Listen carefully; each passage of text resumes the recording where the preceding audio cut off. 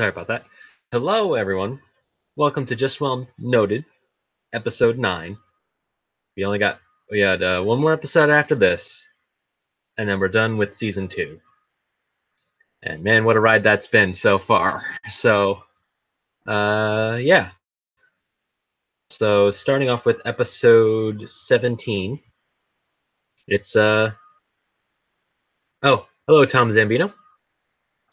Ah, yeah. Before I start, obviously there's once again no Joe. He's been busy, but I'm not doing next week without him. I refuse to, because that's our big wrap up episode.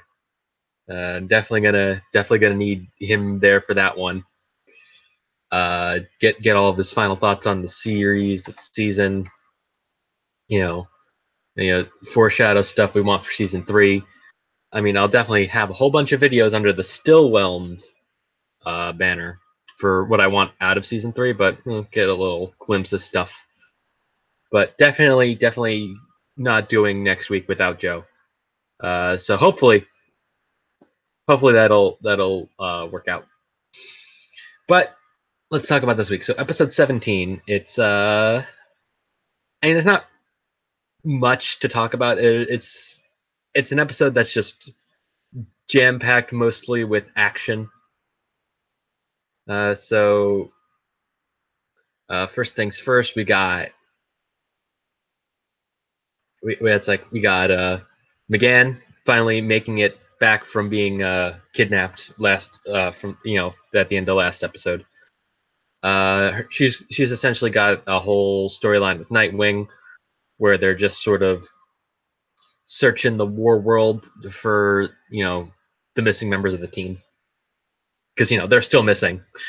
They were abducted by Blue Beetle 2 episodes prior, but it's like the entire time they've just been this whole pity party mode, and the entire episode is just them saying what we've all been saying all season, that this is all essentially both of their faults.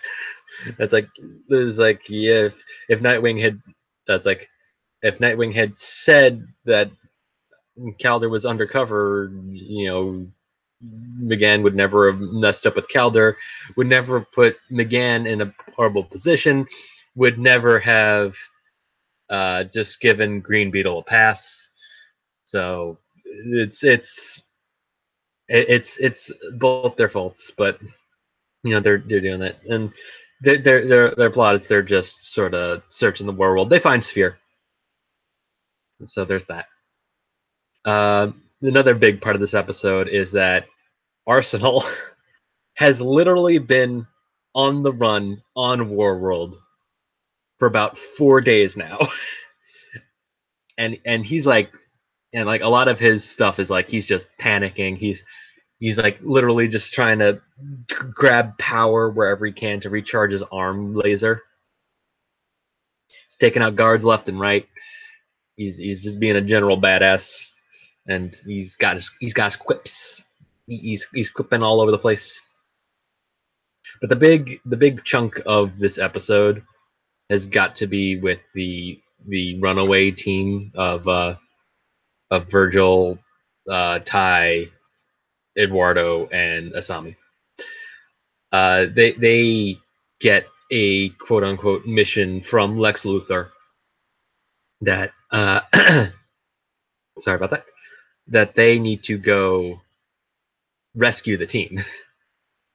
So they're like, so the team's being captured on Warworld. These are the guys that rescued us, but the Reach are not gonna be expecting us like at all. So let's go take care of that. So everybody sort of scurries off to Warworld. Lex gives them a father box, which allows them to both go to the Warworld and track down Superboy's DNA. So there's that. It's like they teleport in. They're surrounded by guards, and you just see a whole mastery of their powers that they have been working on this, and Virgil being like full on static, which is nice. Ty pretty much has complete control over his powers. Eduardo's just teleporting everywhere, like he's friggin' Nightcrawler. Like it's pretty good. He does a pretty. They all do a pretty good, and of course Asami's just not show. But they're all doing a great job with their powers. They catch the attention of Arsenal, and Arsenal's just like, I'm gonna follow them. So eventually they find the team, and they're all in like these stasis cells, strewn about the place. And Mongol's also in one of them. And so everybody's just like, oh, what's going on? Also, meanwhile, the Reach Ambassador, he's spread really friggin' thin. But he goes on G. Gordon's news program to try to deflect, and then G. Gordon just lays into him. He's like, "You've been telling lies on this show, man. I'm done taking your shit. You're out of here, dude." And then G. Gordon just sort of lays him out in like a great Tim Curry way. It's pretty good. It puts the Reach Ambassador on like horrible footing. And then we've got, just is like eventually the runaway team, the team of the Runaways, not the Runaways, the team. Once again, that's Marvel. So they make it to where all the where the team's being held, and Black Beetle's there. And of course, as Black Beetle does, he proceeds to wreck them so bad, and until Arsenal comes in, lets them know that they have to work together to take down Black Beetle, because there's no way any of them have the juice to take him on one-on-one. So they start to coordinate more. You got like Eduardo like teleporting different places, and then blasting him, then teleporting to blasting, and it just keeps Black Beetle sort of distracted. And during this, Arsenal frees Mongol, and with Mongo freed, he literally just goes right for Black Beetle and keeps him distracted because they can go toe to toe. And then once Black Beetle's now distracted, they now free the whole team, and they all get together. They're like, all right, we got to get out of here. They all make it to the door, and then Arsenal's like, okay, on the other side of this door, there's probably going to be a whole Reach squad. We got to get out of here. And the door opens. Reach squad's all down. It's Miss Martian, Sphere, and Nightwing. Like, oh, good job, you guys are already saved. All right, cool. We got a ride. So they're all that. Also, meanwhile, while all this is happening, Deathstroke boom tubes in and steals the key to the War World. So yeah, that also happens. The team makes their escape. They make it to the bioship, and Nightwing's like, "Man, you guys really held your own out there." Speaking to the team of the Runaways. When we get back after a debriefing, there might just be a spot for you guys on the team. And Virgil's excited because he actually wants to be a part of the team. But then, everybody else is like, their opinions are sort of like, it's like, sure, now that we're useful, you guys don't want us to be lab rats. You want us to be a part of your team, whatever. And then, there's this whole confrontation between Arsenal and Bumblebee, because Bumblebee lets slip that Arsenal had opened the airlock, which had effectively facilitated their capture. But then, the teams, the runaway team's arguments, and Arsenal's, of course, is that they would not have been rescued were it not for the help of Arsenal. And then Nightwing makes the tough call that's like, yes, thank you for your help, But once we get to Earth, you're off the team until you can be a better team player, which is ironic because he literally helped, the four runaways actually work as a cohesive unit to sort of distract Black Beetle, not Blue Beetle. We're not to the Blue Beetle part yet. So it's like they're like, you know what, we got our own way of doing things. We don't need your help. They grab Arsenal, they father box out, and they return, and there's just Lex Luthor's on their laptop, and then Arsenal just lets it slip, like just like you're taking orders from Luthor. You realize he's the reason that I'm missing an arm, right? It's like he's got you guys running his errands. He probably had some ulterior motive, like stealing the crystal key, and then letting one of his other pawns steal the crystal key. And he's just like, well, Deathstroke's more of a bishop, actually. And then it's like he's not even hiding the fact that that's exactly what happened. It's like, yeah, but he's not a pawn; he's a bishop. And it's like, so then they make the decision to destroy the laptop, destroy the father box, and just sort of sail off into the night using their powers and skateboards. And that's the end of that episode. So that all went down. It's not a lot to talk about in this episode. Like I said, it's just a lot of action, decent amount of plot development, but that's episode 17. Episode 18, however, oh my god, episode 18 is so good. So of course the episode opens up. It's like essentially literally a scene that could have been tacked on to episode 17. It's the team returning from the war world into the warehouse,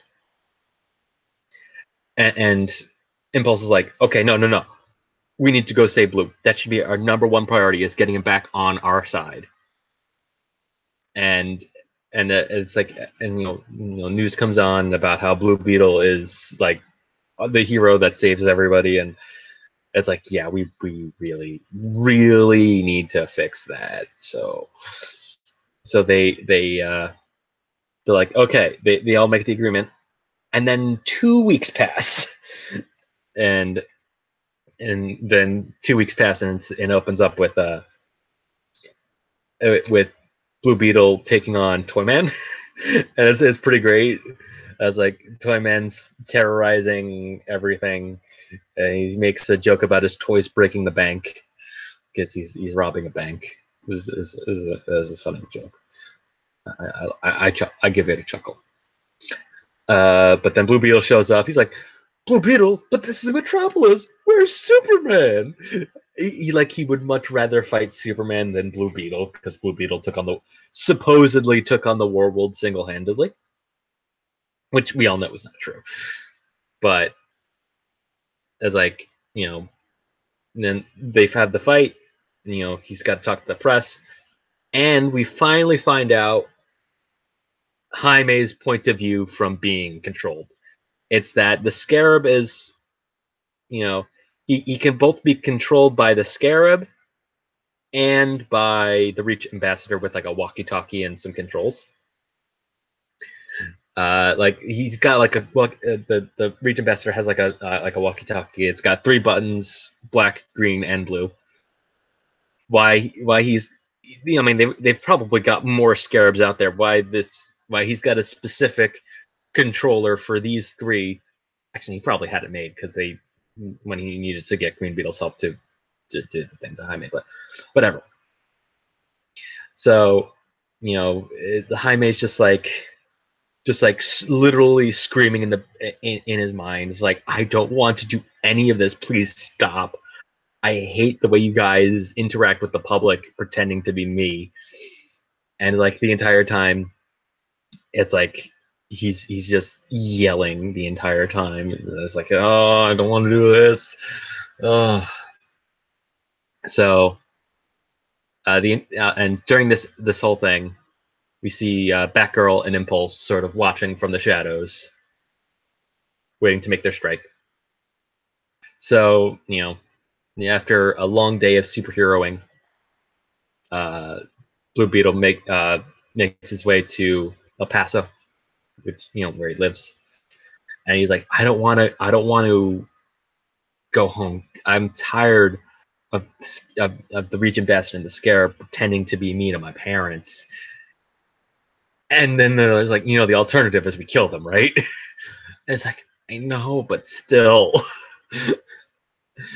And unfortunately, he doesn't get the opportunity to. They don't get the opportunity to pretend to be him to his parents anymore because Batgirl hooks Blue's ankle, and it's like, what's going on? Batgirl, what are you doing? You know this won't last. You know this won't hold me. And then Batgirl's like, yeah, it just needs to last long enough. And then Impulse runs up the cord while it's still taut. Blue breaks it, but Impulse is able to get on his back beforehand. He vibrates his jet backpack part of the Scarab.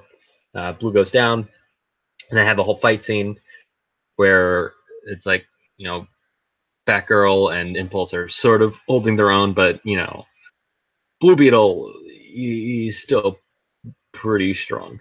So it's like he's able to knock. He's able to obviously staple them to the tree with his Blue Beetle staples. Yeah, because that's like his main weapon, the staples. So they're able to. He detains them. He's like, okay, we're fine. Now let's go. And the Reach Ambassador's like, the street's empty. This presents us with a great opportunity to kill these two. So Scarab, do it. And then Jaime's like, no, no, no, no, no, no, no, no, no, no, no, no, no, don't kill them, don't kill them. And then the Scarab's like, I have to, I have to, I can't not kill them. That's what the Reach Ambassador wants. And so then Blue's got his blade arms out now. He's like, please no, we fought side by side with these guys for months. Please no, you can't do this. And then he's about to slice Impulse, and then one of Rocket's kinetic energy bubbles forms around him. And he's like, what's going on? And then he starts hitting the bubble, like Wonder Woman did. And then the Reach Ambassador's like, Scarab, analyze the containment unit that you're in. It's like, oh yeah, it's cooperative technology. And then the ambassador and the scientist are like sitting there, is like, this. The Scarab should know that will be ineffectual. So why is he still doing that? And then ambassador's like, Scarab, is there a way out of the bubble? He's like, yeah, a sonic attack should easily. Well, then do it already. But the entire time, as he's doing this, he's still slamming the thing, just making it stronger. And then he obviously gets his sonic attack, weapons out, and then Zatanna magics around the bubble, and the sonic attacks do nothing. So then this irritates the Reach Ambassador even more, because the Scarab's like, there's no known counter to this specific combination of Earth magic and cooperative technology. So there's nothing I can do. So, and then there's like, Jaime's just like, man, you guys are real dumb. Impulse and Barbara were just the distractions. They were trying to get us the entire time. So they pick up this force bubble. They all board Sphere, and they all sort of just start flying. And the Reach Ambassador is so confused because, like, where are they going? They're not going to any of their bases. Where are they taking them? And then he tries to make some threats as Jaime. And then Jaime's just roasting him the entire time. He's like, because at this point, Jaime's like, they caught me. They did the hard part. They obviously have a plan. So I'm good. I feel great just roasting the Reach Ambassador. It's like, please. and like the Scarab thinks that they're going off to kill Jaime, and then it's just like, if that's all you picked up from our time together, then you haven't learned a thing, have you, Scarab? So they all get it. Then they make it to Bialia, the base that Queen Bee had been using very, very early on in the season. When they first fought like Devastation and all that stuff. It was the all-girl squad. That episode. I forget which one it was on off the top of my head, but they all sort of get there. They find like this. They get to this like magic chamber area place, and there's scarab imagery everywhere.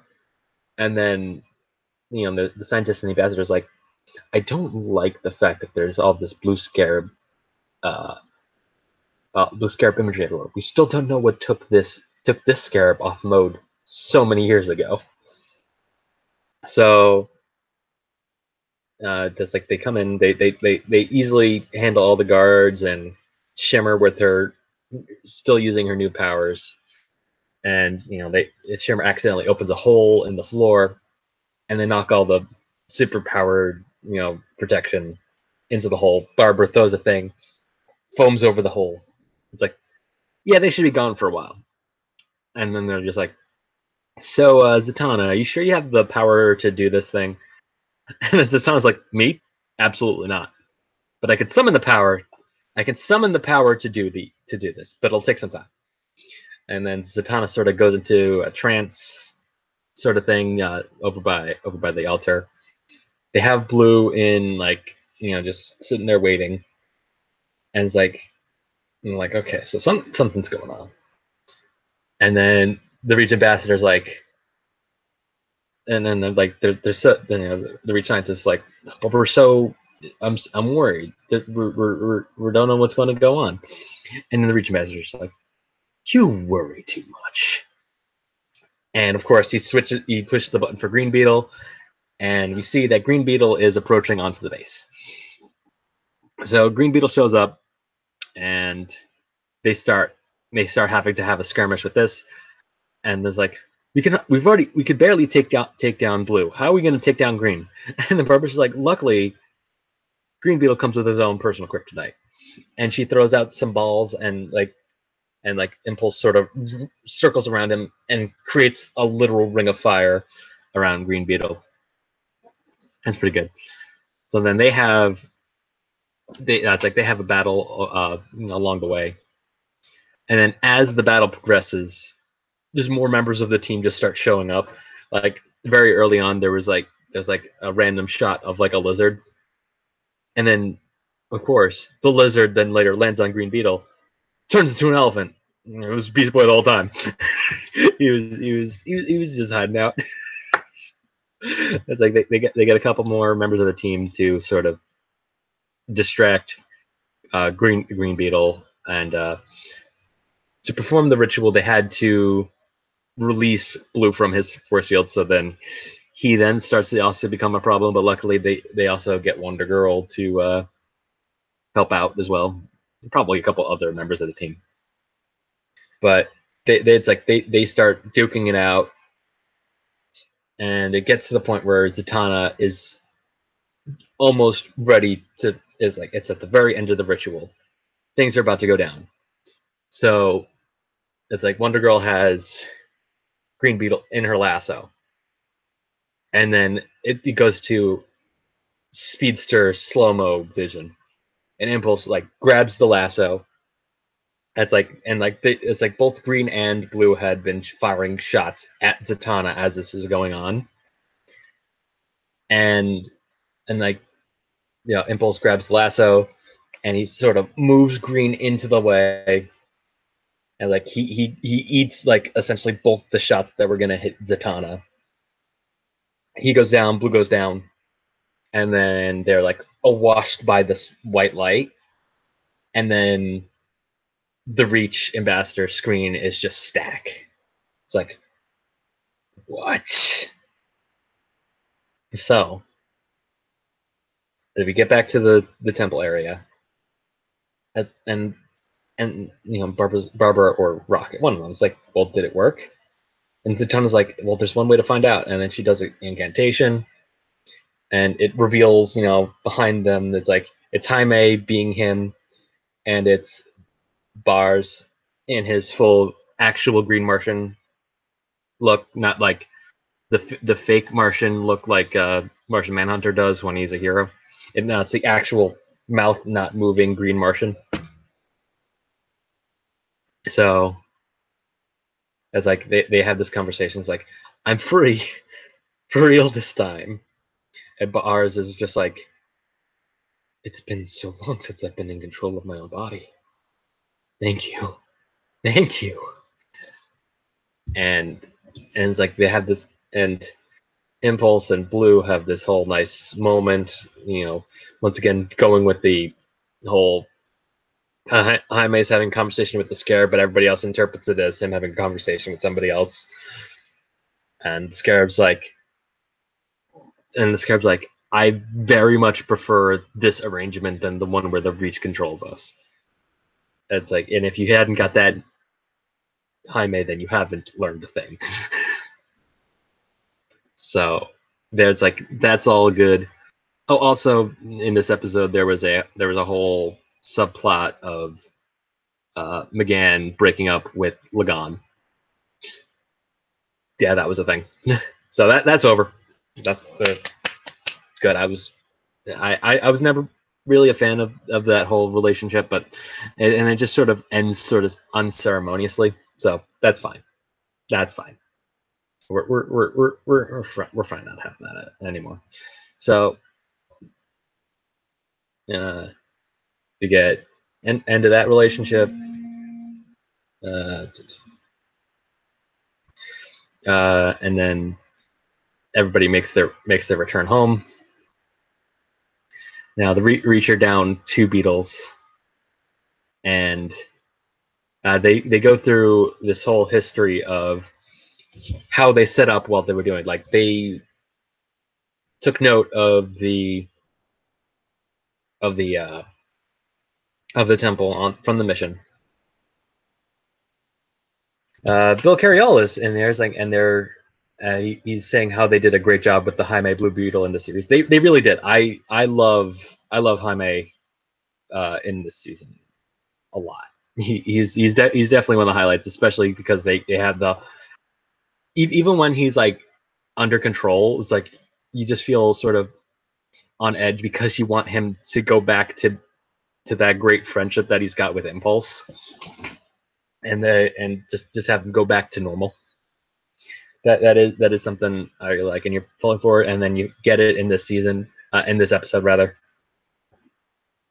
So we, of course, in this part of the episode, they're sort of explaining everything. They found the temple in the mission, like I said earlier. Then they go through all this research, when they then find out the actual origin of the Blue Beetle moniker, how it was found by an archaeologist. He donned the scarab and became the first Blue Beetle of the modern era. Then once he died, he passed his scarab on to Ted Kord, but Ted Kord immediately found out. It's like, no, this is alien technology that would take me over. So then Ted Kord just locked it away, but then he still became the Blue Beetle because he wanted to be a hero. And then Jaime's just like, man, I really wish I could have known Ted Kord. He sounds like such a good dude. And he is. Good. Yeah. And then, which then leads to the whole thing with the battle in Kord Industries, and then we get a glimpse of it, and it's Sportsmaster and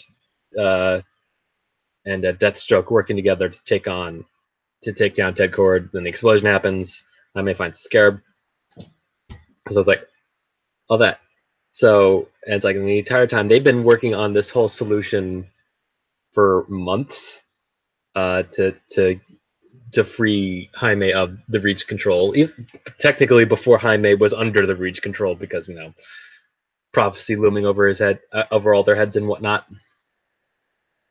And they go through everything. It's like how they saw the ritual written on the wall, and they got Dr. Fate's help to sort of translate it. But since the magic is Earth in origin, Dr. Fate couldn't perform it, so we had to prep Zatanna to do it, and so that took a couple months.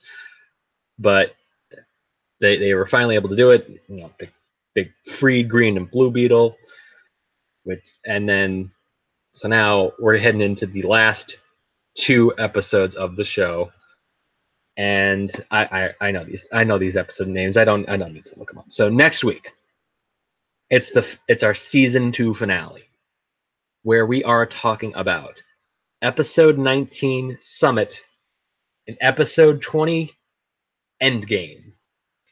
And man, are we gonna have some stuff to say about specifically Endgame, because I really like Endgame. Like as a season finale, Endgame works really well. As a series finale, I have some issues with it. but it was never intended to be the series finale. It was definitely just supposed to be the season finale. But we'll definitely talk all about that next week. Hopefully, like there's like a 99% chance that Joe should be here for next week. So we'll definitely be getting his thoughts, because we've gone like 3 weeks in a row with no Joe. So we definitely need to get Joe in here for the finale. And once again, once the finale's gone, I'll be moving on to doing some Young Justice videos under the still Whelmed name. Of course, one of the episodes is going to be top 5 episodes of my personal choices. And Bill is saying it's like, at least we get a season 3 finally. And it's like, yes, we will finally be getting a season 3. I mean, it's not going to be till the end of the year, but we've been waiting this long, so we'll hold through. And of course, I'll definitely be talking about those as they come out. If it comes out weekly, I'll be talking about each episode weekly. If it comes out binging, we'll probably do 2 episodes a week in the discussion format. So yeah, so got the episodes for next week. Got a plan of what we're doing after that. Probably releasing like an episode or 2 a week of Young Justice Legacy, which is that awful Young Justice tie-in game. Well, the story's good. The gameplay is not. It's empty and hollow, but it's got a lot of good story beats to it. I'll probably do that, and then I'll probably move on to discussing the Young Justice tie-in comics, because there's also a lot of good stuff in those too. Like a lot of important facts that if you didn't read those comics, it's like, you get a full story from the show, but there's so much extra. There's so many, like there's like another 10 missions essentially in the comics that you just don't get otherwise. So it's like, yeah, I'll definitely cover those comics as well.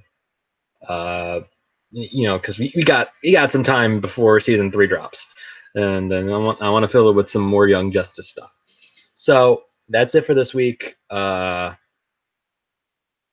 Yeah, I mean, I got some stuff to plug, but I've got some other stuff to plug, but I don't think that's really been announced. If that, so let's see, the Down pilot should come out on Tuesday again. Tom and I haven't recorded it yet, but I'm literally free up until it's supposed to be drop. So I'm just waiting on Tom so that we record those episodes. Those will come out when they're ready. But yeah, yeah, I think we're done here. So I hope you guys enjoyed this episode. I'll see you guys next week for the finale. Take care. uh,